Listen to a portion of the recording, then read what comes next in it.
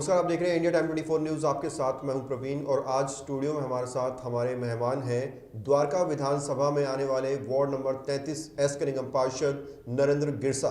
नरेंद्र जी, बहुत बहुत स्वागत है आपका। धन्यवाद।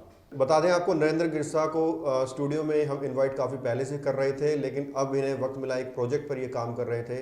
गिरसा जी, सफाई को लेकर आपने एक अपना प्रोजेक्ट बताया था, कूड़े को रिसाइकिल करने का। क्या प्रोजेक्ट था पूरा, एक बार हमारे दर्शकों को समझाएं। पहले तो सभी श्रोताओं को मेरा नमस्कार। और हमने अपने वार्ड 33 में एक कूड़ा बैंक का निर्माण किया। उसमें गीले कूड़े को किस तरह कंपोस्ट करके उसको खाद में कन्वर्ट करना। ये सॉलिड वेस्ट मैनेजमेंट के तहत जो 2016 में भारत सरकार ने एक नियम बनाया था, तो उसी का हिस्सा है कि गीले कूड़े को खाद में कन्वर्ट करके, क्योंकि आपने देखा होगा कि दिल्ली में जो कूड़ा डंपिंग ग्राउंड है वो कम होते जा रहे हैं। कोई भी नहीं चाहता कि उसके आसपास में डंपिंग ग्राउंड बने। जो हमारे ढलाव हैं, जैसे गाजीपुर है चाहे अब भलसवा है, वो एक खतरे का जो निशान है उससे भी ऊपर, जो एक हमारी सीमा है उससे बहुत ज़्यादा ऊपर बढ़े हुए हैं। तो उसको घटाने के लिए, क्योंकि इसको गीले कूड़े को खाद में कन्वर्ट करके खाद में तब्दील किया जाए, और आपका जो सूखा कूड़ा होता है वो 95% रिसाइकल हो जाता है। तो उसको रिसाइकल करना, मलबा है जो इसको भी रिसाइकल करके इसको भी यूज़ करना। तो ये फॉर्मूला जो है, आपको लगता है कि बाकी पार्षदों को भी अपनाना चाहिए, बाकी जो वार्ड्स के पार्षद हैं उन्हें भी अपनाना चाहिए, क्योंकि आप बता रहे हैं कि भविष्य में बहुत खतरनाक स्थितियां पैदा हो सकती हैं। देखिए, हमने तो जो इसकी ज़रूरत समझी, क्योंकि ज़रूरत है सभी की, इसीलिए भारत सरकार ने भी नियम बनाया इसको करने के लिए। लेकिन ये सारा का सारा जो करना है, ये डिपार्टमेंट का भी हिस्सा है, निगम का भी हिस्सा बनता है। आपने देखा होगा जितने भी अपने टिपर हैं उन पे 2 तरह के पेंट हैं, एक तरफ ग्रीन है, एक तरफ ब्लू है। तो वो यही है कि आप जितना भी कूड़ा इकट्ठा करोगे वो अलग अलग करोगे, लेकिन प्रशासन सोया हुआ है और कोई भी इसमें जागरूकता का अभाव है, जनता में भी क्योंकि इसको जागरूक नहीं किया जा रहा है। जी, तो ये एक नई पहल, नई टेक्नोलॉजी के साथ नरेंद्र गिरसा ने अपने क्षेत्र में की है। पब्लिक को भी जो है अवेयरनेस की बहुत ज़रूरत है। इससे संबंधित क्या कुछ अवेयर करना चाहेंगे आप जनता को, गिरसा जी? देखिए, हमने सबसे पहले एक जगह को चिन्हित किया जहां हमने काम था कि हमने एक शेड बनाया, उसमें कंपोस्टर लगाए, एक उसके बाउंड्री के चारों तक फेंसिंग भी की ताकि कोई उसमें अंदर घुसे ना, एक उसको वो प्रबंध किया और उस पर कंपोस्ट लगा के। और दूसरा उसका हमारा अगला वो था कि हम पब्लिक को कैसे अवेयर करें, पब्लिक को यहाँ को गीले कूड़े के लिए कैसे किस तरीके से उनको समझाएं।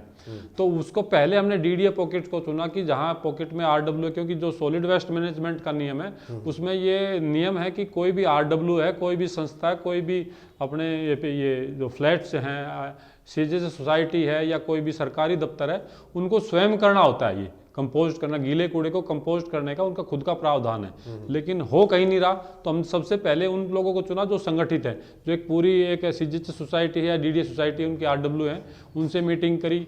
या जो अपार्टमेंट में जिस तरह फ्लैट सिस्टम, आजकल अनऑथराइज कॉलोनियों में भी फ्लैट सिस्टम है, उन लोगों से भी मिले हम जाके, और बड़ा अच्छा रिस्पॉन्स मिला। तो ये डेली का डेली मेरे पास इसका वो आता है कूड़ा, कितना कूड़ा हमारे पास, ये 400 से 500 किलो कूड़ा हमारे पास आज प्रत्येक दिन हमारे उस पर कूड़ा बैंक में आ रहा है।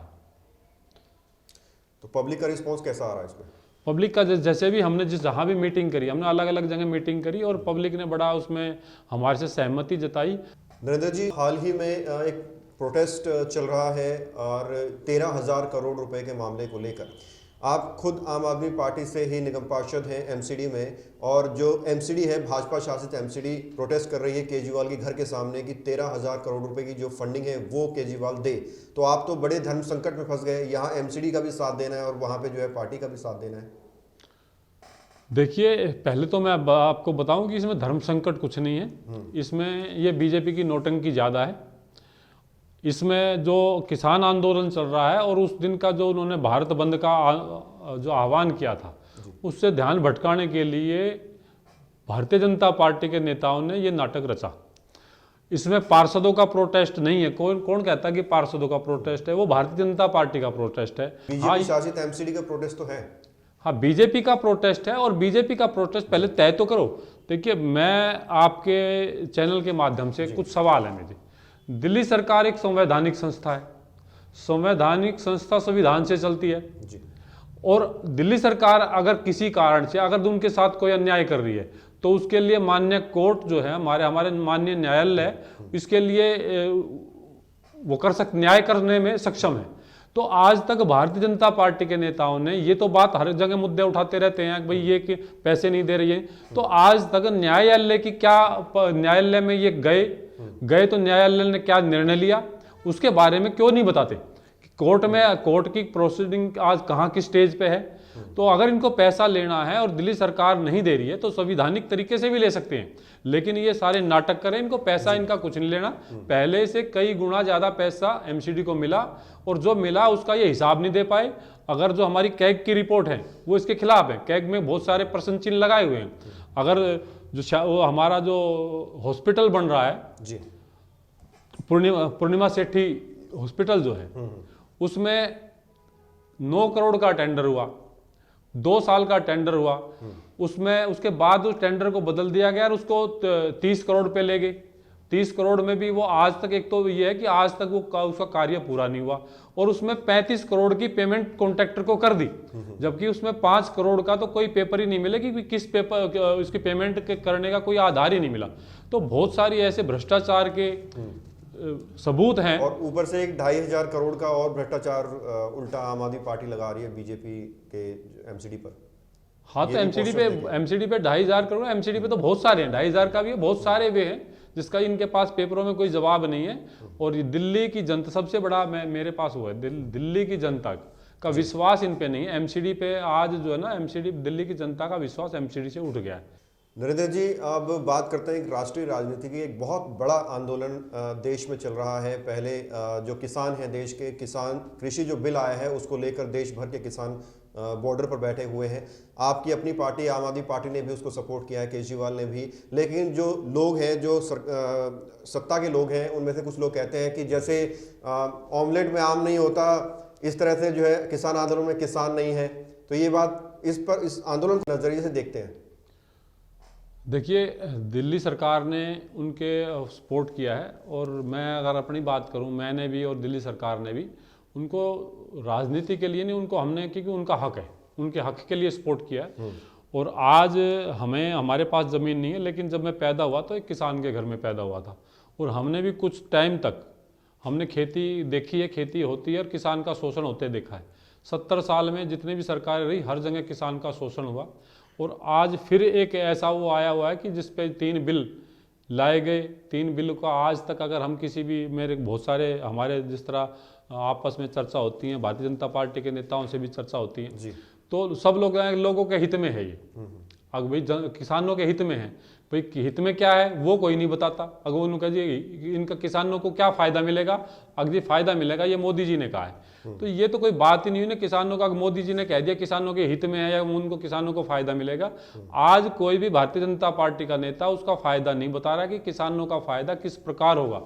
आज बड़े दुर्भाग्य की बात है कि इतने सर्दी के टाइम पे भी किसान हमारी सीमाओं पे पड़े हैं, हमारे बॉर्डर पे पड़े हैं। सरकार, इससे बड़े दुर्भाग्य की बात, सरकार तो खुलकर कई बार कह चुकी है कि एमएसपी पर कोई प्रभाव नहीं पड़ेगा, एपीएसपी पर कोई प्रभाव नहीं पड़ेगा। खुलकर बात कर रही है सरकार हर चीज पर, लेकिन बावजूद भी किसान डटे हुए हैं कानूनों को वापस लेने के लिए। संशोधन के साथ भी तो बात बन सकती है किसान। देखिए, इसमें कई सारे वो हैं।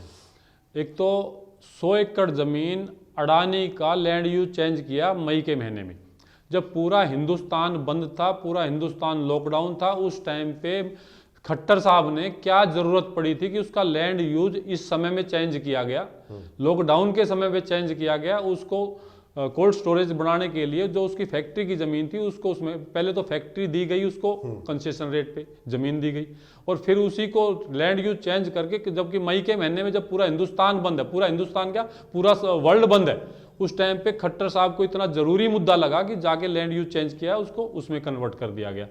फिर चोरी छिपे, अगर आपका ये कानून फायदे में है, किसानों के हित में है, तो आपने ना तो लोकसभा में चर्चा कराई, ना आपने राज्यसभा में चर्चा कराई। खुद के आपके सहयोगी 30-35 साल से जो आपके सहयोगी हैं अकाली दल के, उसके खुद के मंत्री आपकी सरकार छोड़ के चले गए। चलिए, फिर दोबारा आपके ही क्षेत्र में आ जाते हैं। पहले जब आप निगम पार्षद थे उस वक्त आदर्श शास्त्री थे विधायक विधानसभा के, अब विनय मिश्रा है जो वर्तमान विधायक है विनय मिश्रा। उनके साथ आपका तालमेल कैसा है? क्योंकि कुछ लोग, मैंने सुना है, खुद कहते हैं कि जो है ज़्यादा नज़र नहीं आते हैं विधायक के साथ, बहुत कम देखा गया उनके साथ। देखिए, विधायक का अपना काम है, मेरा अपना काम है। मैं पहले भी जो विधायक थे उनके साथ मैं अपने वार्ड तक रहा, मेरे अपने वार्ड में मेरी कुछ जिम्मेवारियां हैं और मैं जहां तक है मैं अपनी जिम्मेवारियों को अपना अच्छी तरीके से निभाने का प्रयास करता हूं। मैं अपनी दूसरी जगह जितनी महत्वाकांक्षा ज़्यादा मैं रखता नहीं हूँ। बाकी जो मेरी जिम्मेवारियां हैं उन जिम्मेवारियों को शास्त्री के साथ ज़्यादा देखा जाता था आपको, इनके साथ नहीं ऐसा जितना शास्त्री के साथ दिखता था इतना इनके साथ भी दिखता हूँ और उनके साथ भी मैंने मतलब मेरे वार्ड से रिलेटेड ही कामों में दिखता हूँ और वार्ड से रिलेटेड कामों में इनके साथ भी दिखता हूँ। जी चलिए, ज़्यादा वक्त नहीं लेंगे आपका। एक आखिरी सवाल सर, क्या कुछ प्रोजेक्ट्स अभी फिलहाल चल रहे हैं आपके जिनका फ़ायदा आने वाले टाइम पर जनता को हो सकता है या हो रहा है? देखिए, मेरे वार्ड में अगर जिस तरह पानी का लिए हमने बहुत सारा काम किया, पानी की स्थिति बहुत हद तक हमारे वार्ड में ठीक ठाक है और सीवर व्यवस्था, सीवर का भी मेरा मंगलापुरी गांव जो बचा हुआ था उसमें काम चल रहा है। तो 100% जल बोर्ड के सीवर से हमारे जो पूरा का पूरा वार्ड जुड़ जाएगा। उसके बाद में रोडों का जो काम है, मंगलापुरी हमने पिछले साल जो है रोड के काम किए थे मंगलापुरी फेज़ 2 सराय सोल में जी। उनके रोडों के काम जो है अभी उसमें फाइनेंस में गए हुए हैं और जल्दी वो टेंडर हो जाएंगे। तो आने वाले 2 से 3 महीने में जो सारे रोड वगैरह की व्यवस्था है वो सारी मेरे पूरे वार्ड की व्यवस्था सुधर जाएगी। और उसके बाद में हमारे पास को जो सबसे ज़्यादा खासकर जो मंगलापुरी पुनर्वास कॉलोनियाँ हैं उनकी डिमांड थी कि वहाँ बहुत से कुछ CTC बने हुए, शौचालय बने हुए जो पहले बनाए गए थे उस समय की ज़रूरत के हिसाब से बनाए थे। तो उसको तोड़वाने का भी हमारा वो चला हुआ है। हमने हाउस से पास करा लिया क्योंकि पहले उसको परमिशन नहीं थी तोड़ने की। हमने उसको हाउस में एक प्रियम्बल ला के ना सिर्फ मंगलापुरी के बाकी पूरे SDMC में ये वो रूल पास कराया। चलिए, बात करने के लिए बहुत बहुत शुक्रिया, अपना कीमती समय देने के लिए नरेंद्र गिरसा जी। तो ये थे मेरे साथ वार्ड नंबर 33S के निगम पार्षद नरेंद्र गिरसा, जिन्होंने मुझसे बात की राष्ट्रीय राजनीति के बारे में, क्षेत्रीय राजनीति के बारे में, विकास के बारे में और मेरे हर एक सवाल का जवाब बड़ी ही बेबाकी से दिया। बाकी खबरों के लिए आप देखते रहिए इंडिया टाइम 24 न्यूज़। नमस्कार। खबरों से खबरदार रहने के लिए चैनल को सब्सक्राइब करें और प्रेस करें बेल आइकन।